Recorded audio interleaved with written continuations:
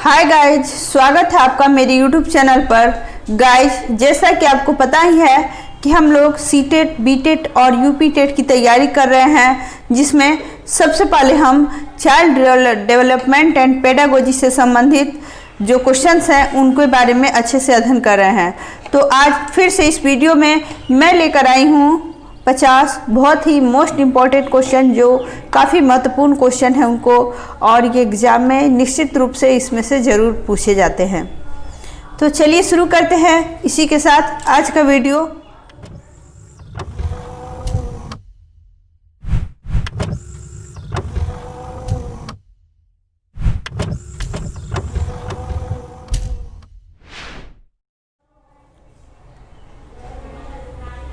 पहला क्वेश्चन है, विकास की प्रक्रिया में जीवन मूल्यों, व्यक्तित्व, व्यवहार आदि के विकास भी शामिल हैं। यानी दृष्टिकोणों, स्वभाव, रुचियों या आदतों, इनमें से क्या होगा, क्या क्या शामिल है?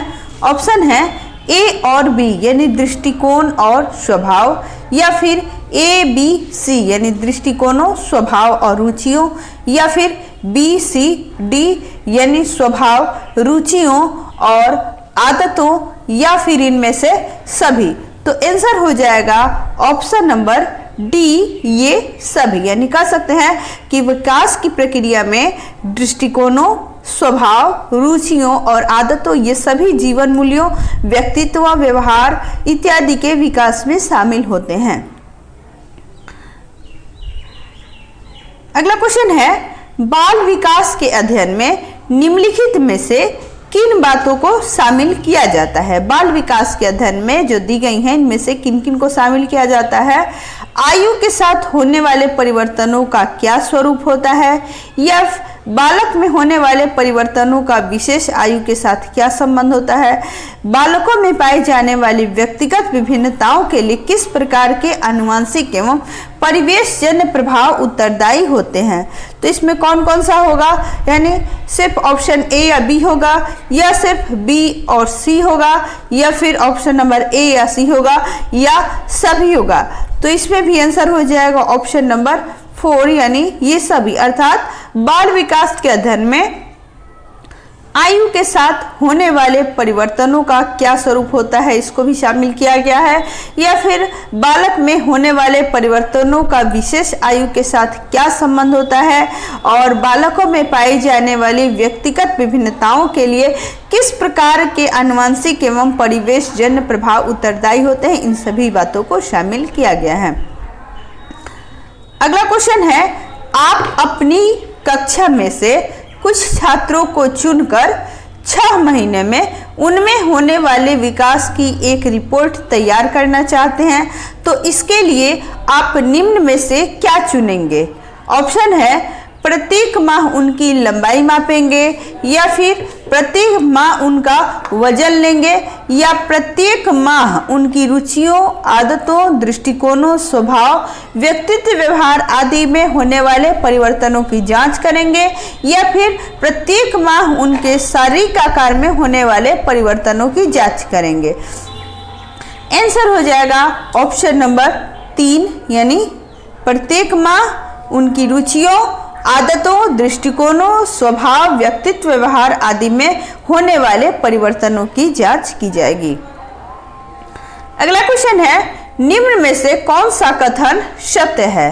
पहला, दृष्टिकोण, भावनाएं और आदर्श संज्ञानात्मक विकास के अभिन्न हिस्से हैं, और भाषा विकास, मानसिक चित्रण, अवधारणाओं और तार्किकता से इनका गहरा संबंध है, या फिर सभी बच्चों का स्वस्थ शारीरिक विकास सभी प्रकार के विकास की पहली शर्त नहीं है, या फिर मानसिक और भाषाई विकास सामाजिक विकास एवं अधिगम को अप्रत्यक्ष रूप से प्रभावित करते हैं, या फिर बालक को संतुलित विकास, बालक के संतुलित विकास में उसके संवेगात्मक विकास का नहीं बल्कि शारीरिक विकास की अहम भूमिका होती है।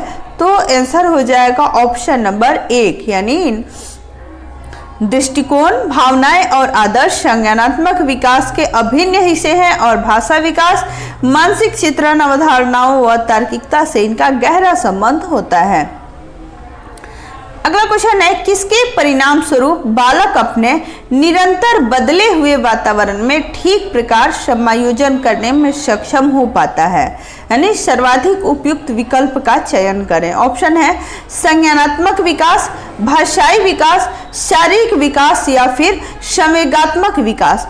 तो आंसर हो जाएगा ऑप्शन नंबर 1 यानी संज्ञानात्मक विकास, क्योंकि संज्ञानात्मक विकास के अंतर्गत ही शारीरिक विकास, भाषाई विकास, संज्ञानात्मक विकास इत्यादि सभी आ जाते हैं। अगला क्वेश्चन है, मानव का विकास निम्न में से किस पर निर्भर होता है? ऑप्शन है उसकी वृद्धि पर, उसके वातावरण पर, उसकी बुद्धि पर या उसकी वृद्धि एवं वातावरण से मिलने वाली परिपक्वता पर। तो मानव का विकास उसकी वृद्धि तथा वातावरण से मिलने वाली परिपक्वता पर निर्भर होती है। आंसर हो जाएगा ऑप्शन नंबर 4। अगला क्वेश्चन है, कौन सी पाठचर्या सर्वाधिक उपयुक्त होगी? कौन सी पाठचर्या सर्वाधिक उपयुक्त होगी? ऑप्शन है बालक के शारीरिक और मानसिक विकास के अंतर संबंधों के अनुकूल, या फिर देश की सभ्यता संस्कृति के अनुकूल, या बालक के शारीरिक एवं सामाजिक विकास के अंतर संबंधों के अनुकूल, या फिर उपरोक्त में से कोई नहीं। तो इसका आंसर हो जाएगा ऑप्शन नंबर 1 यानी बालक के शारीरिक और मानसिक विकास के अंतर संबंधों के अनुकूल होनी चाहिए। जो पाठचर्या उसकी होगी वो सबसे उपयुक्त होगी। अगला क्वेश्चन है, निम्नलिखित में से कौन सा छोटे बच्चों में मानसिक व संज्ञानात्मक विकास में सर्वाधिक मददगार होता है? ऑप्शन है सामाजिक विकास, शारीरिक विकास, सामूहिक विकास या फिर भाषाई विकास। तो यहाँ पे देखिए, यहाँ पे ध्यान देने योग्य बात है कि यहाँ पे ऑप्शन है, यहाँ पे जो दिया हुआ है क्वेश्चन उसमें लिखा हुआ है कि छोटे विकास, ठीक है, विकास जो है छोटे बच्चों में, है ना। तो छोटे बच्चों में अगर मानसिक व संज्ञानात्मक विकास की बात है तो सबसे सर्वाधिक जो मददगार साबित होती है वो है उसका शारीरिक विकास, ठीक है। अगला क्वेश्चन है, जब किशोर में किसी वस्तु, समस्या या परिस्थिति के लिए निजी स्तर पर निर्णय लेने की क्षमता का विकास परिपक्व होने लगता है तो इस विकास को क्या कहते हैं? यानी जब कोई किशोर है जिसमें किसी वस्तु, समस्या या परिस्थिति के लिए निजी स्तर पर यानी स्वयं के स्तर पर निर्णय लेने की क्षमता विकसित हो जाती है तो इस प्रकार की परिपक्वता या ऐसे विकास को क्या कहते हैं? ऑप्शन है भाषाई विकास, संज्ञानात्मक विकास, सामाजिक विकास या फिर मनोगत्यात्मक विकास। तो आंसर हो जाएगा ऑप्शन नंबर 2 यानी संज्ञानात्मक विकास, ठीक है। अगला क्वेश्चन है, बालक का संवेगात्मक विकास निम्नलिखित में से किसे प्रभावित करता है? उसके शारीरिक विकास को, उसके सामाजिक विकास को या फिर उसके नैतिक विकास को? तो यहाँ पे आप ध्यान देने योग्य बात है कि यहाँ संवेगात्मक विकास की बात कही जा रही है, ठीक है। बालक के संवेगात्मक विकास की बात कही जा रही है तो है आंसर हो जाएगा ऑप्शन नंबर डी यानी ये सभी, यानी उसके शारीरिक विकास की भी, उसके सामाजिक विकास की भी और उसके नैतिक विकास की भी। अगला क्वेश्चन है, निम्नलिखित में से कौन सा बालक के सामाजिक विकास को प्रभावित नहीं करता है? यानी इनमें क्या है जो बालक के सामाजिक विकास को प्रभावित नहीं करता है? ऑप्शन है बुद्धि, तर्क शक्ति, भाषा का प्रयोग या उपयुक्त में से कोई नहीं। तो यह आंसर हो जाएगा ऑप्शन नंबर डी यानी उपरोक्त में से कोई नहीं, ठीक है। बुद्धि भी, तर्क शक्ति भी और भाषा के प्रयोग करने की जो क्षमता होती है वह भी, ये सभी बालक के विकास को प्रभावित करते हैं, ठीक है। तो आंसर हो जाएगा, यहाँ नहीं पूछ रहा है तो आंसर हो जाएगा उपरोक्त में से कोई नहीं। अगला क्वेश्चन है, विकास के विभिन्न आयामों के संदर्भ में निम्नलिखित में से कौन सा कथन असत्य है? ऑप्शन है कल्पना करना, स्मरण करना, विचार करना, निरीक्षण करना, समस्या करना, निर्णय लेना इत्यादि की योग्यता संज्ञानात्मक विकास के फलस्वरूप ही विकसित होती है, या फिर भाषा का विकास एक प्रकार का संज्ञानात्मक विकास ही है, या भाषाई, मानसिक, संवेगात्मक, सामाजिक एवं चारित्रिक विकास विभिन्न आयु स्तरों में समान प्रकार से होता है। या फिर क्रियात्मक विकास का अर्थ होता है व्यक्ति की क्रियात्मक शक्तियों, क्षमताओं या योग्यताओं का विकास। तो यहाँ पे देखिए, यहाँ पे क्वेश्चन में आपसे पूछा जा रहा है कि कौन सा कथन असत्य है। ठीक है, तो आंसर हो जाएगा ऑप्शन नंबर 3, यानी भाषाई, मानसिक, संवेगात्मक, सामाजिक एवं चारित्रिक विकास विभिन्न आयु स्तरों में समान प्रकार से होता है। ये सही नहीं है। ठीक है, विभिन्न स्तरों में समान नहीं होता है इनका विकास। तो आंसर हो जाएगा ऑप्शन नंबर 3। अगला क्वेश्चन है, आपकी कक्षा का एक छात्र राजू शारीरिक विकास की दृष्टि से काफी पिछड़ा हुआ है। आपको विकास के निम्नलिखित में से किस आयाम में राजू के पिछड़ने की चिंता हो सकती है? संवेगात्मक विकास, बौद्धिक विकास या फिर सामाजिक विकास। ऑप्शन है केवल ए यानी सिर्फ संवेगात्मक विकास, या फिर केवल बौद्धिक विकास, या संवेगात्मक विकास और सामाजिक विकास, या फिर ऑप्शन नंबर डी यानी ये सभी। तो आंसर हो जाएगा ऑप्शन डी यानी ये सभी। राजू चूंकि शारीरिक विकास की दृष्टि से पिछड़ा हुआ है, अतः वो संवेगात्मक विकास, बौद्धिक विकास और सामाजिक विकास, इन तीनों में वो पिछड़ा हो सकता है। अगला क्वेश्चन है, वृद्धि और विकास के संदर्भ में निम्नलिखित में से कौन सा या कौन से कथन सत्य हैं? ऑप्शन है, वृद्धि विकास की प्रक्रिया का एक चरण होता है जिसका क्षेत्र असीमित होता है, या फिर विकास स्वयं एक विस्तृत अर्थ रखता है एवं वृद्धि इसका एक भाग होता है, या फिर विकास एक सतत प्रक्रिया है जो बालक के परिपक्व होने के बाद भी चलती रहती है। यहाँ पे पूछा जा रहा है कि कौन सा कथन सत्य है। तो इसका आंसर हो जाएगा ऑप्शन नंबर 3 यानी बी और सी, अर्थात विकास जो है वह स्वयं एक विस्तृत अर्थ रखता है और विकास एक सतत प्रक्रिया है जो बालक के परिपक्व होने के बाद भी चलती रहती है। ठीक है, तो आंसर हो जाएगा ऑप्शन नंबर 3 यानी बी और सी। अगला क्वेश्चन है, वृद्धि शब्द का प्रयोग डैश परिवर्तनों के लिए तथा विकास का प्रयोग डैश परिवर्तनों के साथ साथ डैश परिवर्तनों के लिए भी होता है। यानी ऑप्शन है व्यवहारिक या परिमाणात्मक, या फिर व्यवहारिक परिमाणात्मक, या व्यवहारिक या परिमाणात्मक और व्यवहारिक, या फिर परिमाणात्मक, व्यवहारिक और परिमाणात्मक। तो क्या हो जाएगा इसका आंसर हो जाएगा ऑप्शन नंबर 3 परिमाणात्मक। यानी वृद्धि शब्द का प्रयोग परिमाणात्मक परिवर्तनों के लिए, विकास का शब्द भी परिमाणात्मक प्रयोग के लिए, और जो परिवर्तन है उनके लिए, और व्यवहारिक परिवर्तनों के लिए भी होता है वृद्धि शब्द का प्रयोग। अगला क्वेश्चन है, सभी बच्चों का स्वस्थ शारीरिक विकास सभी प्रकार के विकास की पहली शर्त है, जिसके लिए किन मूल आवश्यकताओं पर ध्यान देना आवश्यक है? ऑप्शन है पौष्टिक आहार, शारीरिक व्यायाम, मनोवैज्ञानिक या सामाजिक जरूरतों। तो क्या हो जाएगा इसका आंसर? यहाँ पे ध्यान देने योग्य बात है कि बच्चों के स्वस्थ शारीरिक विकास की बात कही गई है। ठीक है, तो ये किन आवश्यकताओं द्वारा पूर्ति होती है इसकी? ऑप्शन है क्या सिर्फ पौष्टिक आहार, या पौष्टिक आहार मनोवैज्ञानिक सामाजिक जरूरतों के द्वारा, या फिर केवल ए और बी यानी पौष्टिक आहार और शारीरिक व्यायाम के द्वारा, या फिर ये सभी। तो आंसर हो जाएगा option number D. Option number D यानी ये सभी का कहा जा सकता है कि एक बच्चे के स्वस्थ शरीर के लिए पौष्टिक आहार, शारीरिक व्यायाम और साथ ही साथ मनोवैज्ञानिक और सामाजिक जरूरतों की भी आवश्यकता होती है। इन सारे पहलुओं पर ध्यान देने की आवश्यकता होती है। अगला क्वेश्चन है, शिक्षण की विभिन्न विधियों के प्रयोग के लिए कौन सी अवस्था सर्वाधिक उपयुक्त है? शिक्षण की विभिन्न विधियों के प्रयोग के लिए। ठीक है, तो ऑप्शन है बाल्यावस्था, शैशवावस्था, प्रौढ़ावस्था या किशोरावस्था। किस अवस्था में शिक्षण की विभिन्न विधियों का प्रयोग किया जा सकता है? तो तो आंसर हो जाएगा बाल्यावस्था, ऑप्शन नंबर 1 यानी बाल्यावस्था। इसमें शिक्षण की विभिन्न विधियों का प्रयोग किया जा सकता है। अगला क्वेश्चन है, इस अवस्था में बालकों में नई खोज करने की और घूमने की प्रवृत्ति बहुत अधिक बढ़ जाती है। यानी किस अवस्था में कहा जा सकता है कि बालकों में नई खोज करने और घूमने की प्रवृत्ति बढ़ जाती है?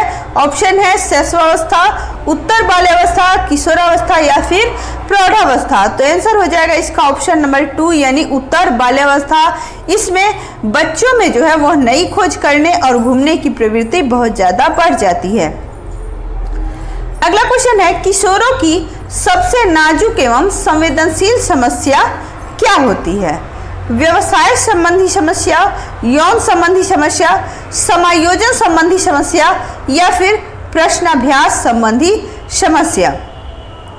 तो किशोरों की जो है सबसे बड़ी समस्या, सबसे नाजुक एवं संवेदनशील समस्या होती है यौन संबंधी समस्या, क्योंकि किशोर अवस्था में ही बदलाव आते हैं, जो शरीर है उसमें काफ़ी हार्मोनल बदलाव आते हैं, जिसके वजह से कई समस्याएं उत्पन्न होती हैं और किशोर इन समस्याओं से ग्रसित हो जाते हैं। अगला क्वेश्चन है, मानव विकास की किस अवस्था के बाद व्यक्ति परिपक्व हो जाता है? ऑप्शन है बाल्यावस्था, शैशवावस्था, प्रौढ़ावस्था या फिर किशोरावस्था। तो किशोरावस्था के बाद, किशोरावस्था जो होती है वह मानव की वह अवस्था होती है जिसके बाद जो बालक है वह पूर्ण रूप से या कह सकते हैं पूरी तरह परिपक्व हो जाता है। आंसर हो जाएगा ऑप्शन नंबर डी यानी किशोरावस्था। अगला क्वेश्चन है, 12 से 14 वर्ष की आयु के बीच डैश की अपेक्षा डैश लंबाई एवं मांसपेशियों में तेजी से वृद्धि होती है एवं 14 से 18 वर्ष की आयु के बीच डैश की अपेक्षा डैश की लंबाई एवं मांसपेशियों में तेजी से वृद्धि होती है। ऑप्शन है लड़कियों, लड़कों या फिर लड़कों और लड़कियों या लड़कों लड़कियों, लड़कियों और लड़कों या लड़कों लड़कियों लड़कों या फिर लड़कियों या उपरोक्त में से कोई नहीं। तो आंसर हो जाएगा ऑप्शन नंबर 2, ऑप्शन नंबर 2 यानी कह सकते हैं कि 12 से 14 वर्ष की आयु के बीच लड़कों की अपेक्षा लड़कियां लंबाई एवं मांसपेशियों में तेजी से वृद्धि होती है एवं 14 से 18 वर्ष की आयु के बीच लड़कियों की अपेक्षा लड़कों की लंबाइयों एवं मांसपेशियों में तेजी से वृद्धि होती है। अगला क्वेश्चन है, सार्थक अधिगम की प्रक्रिया विकास की किस अवस्था से प्रारंभ होती है? सार्थक अधिगम की प्रक्रिया विकास की किस अवस्था से प्रारंभ होती है? ऑप्शन है किशोरावस्था, वयस्कावस्था, शैशवावस्था या बाल्यावस्था। तो आंसर हो जाएगा इसका ऑप्शन नंबर 3 यानी थर्ड शैशवावस्था। इसमें सार्थक अधिगम की जो प्रक्रिया है विकास की शैशवावस्था से ही आरंभ होती है। अगला क्वेश्चन है, किस अवस्था में घनिष्ठ मित्रता की प्रवृत्ति पाई जाती है? किशोरावस्था में, बाल्यावस्था में, शैशवावस्था में या उपरोक्त में से किसी में नहीं। तो सबसे ज्यादा घनिष्ठ मित्रता की जो प्रवृत्ति होती है वह किशोरावस्था में पाई जाती है। अगला क्वेश्चन है, मानव विकास की किस अवस्था में बच्चों में सीखने की गति सर्वाधिक होती है? यानी बच्चे सबसे ज्यादा सीखते हैं बाल्यावस्था में, शैशवावस्था में, प्रौढ़ावस्था में या फिर किशोरावस्था में। तो बच्चे सबसे ज्यादा शैशवावस्था में सीखते हैं यानी अनुकरण करके देखकर सीखते हैं, इसे हम इंद्रियगामी भी अवस्था कहते हैं यानी शैशवावस्था। अगला क्वेश्चन है, शिक्षा मनोविज्ञान में डैश अवस्थाओं में होने वाले मानव विकास का अध्ययन किया जाता है? शिक्षा मनोविज्ञान में ऑप्शन है शैशवावस्था, बाल्यावस्था, किशोरावस्था या वयस्कावस्था। तो आंसर हो जाएगा ऑप्शन नंबर 2 यानी ए, बी और सी यानी शैशवावस्था, बाल्यावस्था और किशोरावस्था। इन तीनों का अध्ययन शिक्षा मनोविज्ञान के अंतर्गत किया जाता है। अगला क्वेश्चन है, मैं कौन हूं, मैं क्या हूं, मैं भी कुछ हूं आदि जैसी प्रबल भावनाएं बालक के विकास की किस अवस्था की सूचक होती हैं? ऑप्शन है किशोरावस्था, शैशवावस्था, प्रौढ़ावस्था या फिर बाल्यावस्था। तो ये जो भावनाएं हैं, मैं कौन हूँ, मैं क्या हूँ, मैं भी कुछ हूँ, तो ये सब जो प्रबल भावनाएं होती हैं ये किशोरावस्था की पहचान होती हैं। ये सब भावनाएं किशोरावस्था में मुख्य रूप से उत्पन्न होती हैं। अगला क्वेश्चन है, बालक विकास के विभिन्न आयाम एवं इनके अधिगम के संबंध के संदर्भ में निम्नलिखित में से कौन सा कथन असत्य है? ऑप्शन है विकास के विभिन्न आयामों का आपस में घनिष्ठ संबंध है एवं ये अधिगम को प्रभावित करते हैं, या फिर बालकों के विकास एवं अधिगम एक निरंतर चलने वाली प्रक्रिया है, या शारीरिक विकास विशेषकर छोटे बच्चों में मानसिक व संज्ञानात्मक विकास में मददगार है, या उपरोक्त में से कोई नहीं। तो आंसर हो जाएगा ऑप्शन नंबर डी, यानी उपरोक्त में से कोई नहीं। इसमें कोई भी कथन असत्य नहीं है। अगला क्वेश्चन है, निम्नलिखित में से किस अवस्था में बच्चे अपने समवयस्क समूह के सक्रिय सदस्य हो जाते हैं? ये सीटेट जून 2011 में पूछा हुआ क्वेश्चन है कि किस अवस्था में बच्चे अपने समवयस्क समूह के सक्रिय सदस्य हो जाते हैं। ऑप्शन है किशोरावस्था, प्रौढ़ावस्था, पूर्व बाल्यावस्था या फिर बाल्यावस्था। तो इसका भी आंसर हो जाएगा किशोरावस्था। किशोरावस्था में बच्चे जो हैं वे अपने समवयस्क समूह के सक्रिय सदस्य हो जाते हैं। अगला क्वेश्चन है, मानव विकास को निम्न क्षेत्रों में विभाजित किया जाता है, जो है यानी किन किन क्षेत्रों में विभाजित किया जाता है? ये भी सीटेट जनवरी 2012 में पूछा हुआ क्वेश्चन है। ऑप्शन है शारीरिक, आध्यात्मिक, संज्ञानात्मक और सामाजिक, या फिर शारीरिक, संज्ञानात्मक, संवेगात्मक और सामाजिक, या संवेगात्मक, संज्ञानात्मक, आध्यात्मिक और सामाजिक मनोवैज्ञानिक, या फिर मनोवैज्ञानिक, संज्ञानात्मक, संवेगात्मक और शारीरिक। तो इसका आंसर हो जाएगा ऑप्शन नंबर 4, यानी मनोवैज्ञानिक, संज्ञानात्मक, संवेगात्मक और शारीरिक। इन सभी क्षेत्रों में मानव विकास को विभाजित किया गया है। अगला क्वेश्चन है, किशोर डैश का अनुभव कर सकते हैं। ये सीटेट नवंबर 2012 का पूछा हुआ क्वेश्चन है, और सीटेट में आपको पता होगा कि सबसे ज़्यादा क्वेश्चन रिपीट किए जाते हैं। तो जो क्वेश्चन पूछे जा चुके हैं उन पर भी विशेष रूप से ध्यान देने की आवश्यकता है। यानी किशोर किस चीज़ का अनुभव करते हैं? ऑप्शन है बचपन में किए गए अपराधों के प्रति डर के भाव से, आत्मसिद्धि के भाव से, जीवन के बारे में परितृप्ति या दुश्चिंतता और स्वयं से सरोकार। तो इसका आंसर हो जाएगा ऑप्शन नंबर 4, यानी दुश्चिंतता और स्वयं के सरोकार से जो किशोर हैं इन चीजों का अनुभव कर सकते हैं। अगला क्वेश्चन है, भाषा विकास में सहयोग करने से कौन सा तरीका गलत है? यानी भाषा विकास में सहयोग करने का जो तरीका है कौन सा जो सबसे गलत है? ऑप्शन है बच्चे को बिना टोके प्रकरण पर बात करना, या उसकी अपनी भाषा के प्रयोग को अमान्य करना, या फिर उसके प्रयोगों का समर्थन करना, या भाषा के प्रयोग के अवसर उपलब्ध कराना। तो आंसर हो जाएगा इसका ऑप्शन नंबर 2। ठीक है, यानी भाषा विकास के यहाँ पूछा जा रहा है कि भाषा विकास के सहयोग करने का कौन सा तरीका गलत है जो कि नहीं होना चाहिए। ये सीटेट जुलाई 2013 का पूछा हुआ क्वेश्चन है, यानी उसकी अपनी भाषा के प्रयोग को अमान्य करना ये कहीं भी सही नहीं है। तो आंसर हो जाएगा ऑप्शन नंबर 2। अगला क्वेश्चन है, मानव विकास डैश है?